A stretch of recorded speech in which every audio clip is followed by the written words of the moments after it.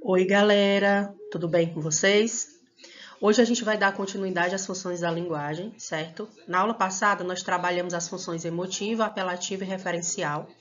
Nós vimos também que as funções da linguagem elas estão centradas nos canais de comunicação, né? Em quem faz essa mensagem, né? Em quem escreve essa mensagem, que é o emissor, em quem recebe, que é o receptor, no canal de comunicação, né? Em que canal vai ser veiculada aquela informação, no próprio código, né? Que é o código da língua portuguesa, a gente está falando da língua portuguesa, se a gente está falando da língua francesa ou linguagem de sinais, no contexto em que aquela informação foi repassada, que é o referente, e na mensagem, certo?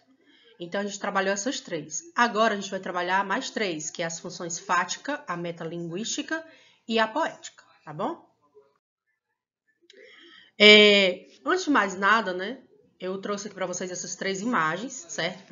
É como se fosse assim um resumo dessas três funções, né? Vocês observem aí que a fática tem dois personagens, né? Cada um com um celular, e vocês já podem observar, né, que um está falando, está começando a ter aí um canal de comunicação, um discurso, certo? O outro está pintando, é como se ele está se olhando no espelho e ele está se auto-pintando, né? E a outra imagem tem um textozinho aí bem interessante, um poemazinho, né, do Milor Fernandes, que brinca aí com essa questão da palavra, certo? Então é só para vocês terem aí observar aí no começo como é apresentado dentro dos textos essas funções. A função fática, né? Fática significa ruído. Como é que eu vou manter, né, esse canal de comunicação através da função fática? Então, como vocês observaram na imagem anterior, tinha dois personagens com o telefone. Então, a partir do momento que você começa a ter um diálogo com alguém, ou você começa a falar com alguém, a manter aquele canal aberto, você está aí tendo a questão da função fática, certo? Por exemplo, eu comecei a aula e eu disse assim, oi galera, tudo bem? Né? Eu comecei aí o canal de comunicação. E a partir do momento que eu dou essa aula e depois vocês me dão feedback dessa aula, a gente está mantendo ali o canal de comunicação. A principal função da função fática é isso, é manter esse canal de comunicação aberto. Então, a gente percebe que ela vai testar a sua eficiência a fim de observar se o receptor entendeu, né? Se vocês me entenderam, se vocês entenderam a aula. E a linguagem das falas telefônicas, das saudações, né? Quando você começa uma conversa no WhatsApp com alguém, você diz oi, né? Tanto no WhatsApp como no Instagram, né? Ou Facebook. O Facebook, Instagram e outras mídias sociais seriam o quê? O veículo pelo qual aquela informação está sendo repassada. Mas quem abriu esse canal de comunicação, né, a partir do momento que você faz isso, você está usando a função fática. Um exemplo. Alô, Pedro, tô passando aí para te pegar, ok? Tá me ouvindo? Alô, alô, né? Nas falas telefônicas, quando você faz uma saudação para alguém, bom dia, boa tarde, boa noite, e você pode observar, né, dentro desses textos, tem aí a predominância das onomatopeias, tem a predominância dos pontos de exclamação, tá certo? Então, observem que você abrir um canal de comunicação e tentar manter aquele canal de comunicação com alguém, você está usando a função fática.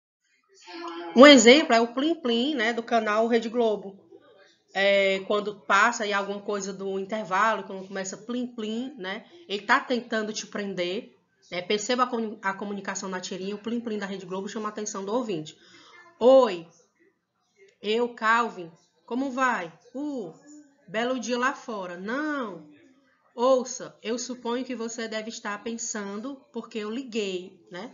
Aí o plim, plim lá do intervalo, né? Quando acontece aquele outro que é para dar uma informação bem relevante naquele momento, né? Bem urgente. Então, sempre quando existir esses momentos, né? Na telecomunicação, você vai perceber que a gente está usando da função fática, né? Sempre quando tiver pontos de exclamação, que a gente chama de interjeições, né? Sempre quando tiver as onomatopeias, aqueles ruídos, né? Pum, pá, você vai perceber que a gente está falando da função fática. A função poética, né? A gente pode perceber a poesia em tudo, certo? A gente pode perceber poesia em tudo. Mas quando é que essa função poética ela vai estar predominante dentro dos textos? Quando ela está centralizada na mensagem, a mensagem que vai ser repassada, né? Revelando recursos imaginativos criados pelo emissor. Esses recursos imaginativos, como aquele poeminha lá do começo que a gente viu, que estava brincando com as palavras, você vai perceber que a função poética, como ela está centrada na mensagem, ela vai tentar te repassar essa mensagem de uma maneira bem criativa.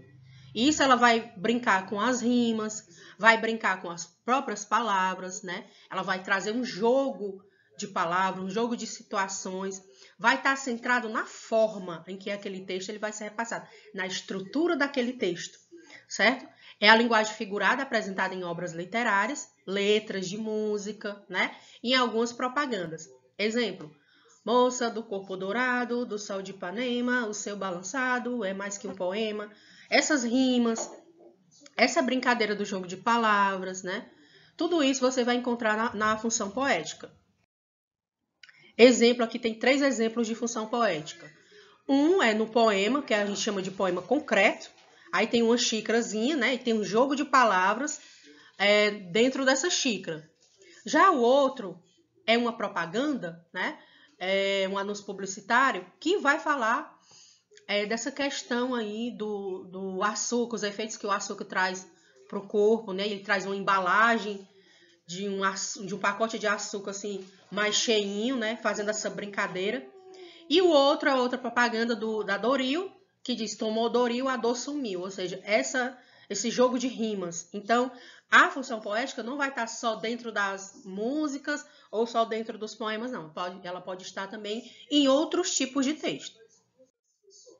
E a função metalinguística, que é uma bem interessante, que é muito usada, né, por autores modernos, como Carlos Drummond de Andrade, o próprio realista Machado de Assis utilizava muito da metalinguística. A metalinguagem, ela funciona, né, ela centra-se no código de comunicação. Então, eu estou usando a língua portuguesa para explicar a língua portuguesa para vocês, certo? Então, eu estou usando da metalinguística. Né? Ela está centralizada no código, usa a linguagem para falar dela mesma, a poesia que fala da poesia, um texto que comenta sobre outro texto, palavras que explicam o significado de outra palavra. Então, eu começo aqui a explicar para vocês, eu digo o que significa a palavra metalinguagem, né? Quando eu começo essa explicação, já estou falando da própria metalinguagem, então isso também é uma metalinguagem, certo? Escrever sobre o ato de escrever, né? Aquele poema do Fernando Pessoa que diz: o poeta é um fingidor, finge tão completamente que chega a fingir que é dor, a dor que devera sente. Então, esse momento que ele está falando sobre o próprio ato de escrever, a gente chama de metalinguagem, é uma função metalinguística, né? Falar sobre o ato de falar, quando você está tirando a foto de alguém e você usa o seu celular para tirar uma selfie sua no momento que você está tirando a foto de alguém, isso se chama uma metafoto. Então, é uma metalinguagem também, certo? O próprio Van Gogh, quando ele fez o seu autorretrato, se olhando no espelho, ali é uma meta-arte, ou seja, é uma metalinguagem também. Exemplo, protuberância. Aí vai dizer qual é o significado de protuberância, né? Fazer bojo, saliência. Aqui é um exemplo, né? Gastei uma hora pensando em um verso que a pena não quer escrever. Ou seja, o próprio Carlos Drummond falando do ato de escrever. Aqui é uma metalinguagem, né? E a própria explicação da palavra metalinguagem é uma metalinguagem, tá bom? O dicionário, os verbetes do dicionário, né? As palavras que estão dentro do próprio dicionário, que está ali explicando sobre as próprias palavras. Então, isso também é um exemplo de metalinguagem. Tá certo? Bom, espero que você tenha ficado, que vocês tenham entendido as 6 funções da linguagem, que isso é muito importante para o nosso dia a dia também, para as provas de Enem e concursos, tá bom? Um beijo e até a próxima aula.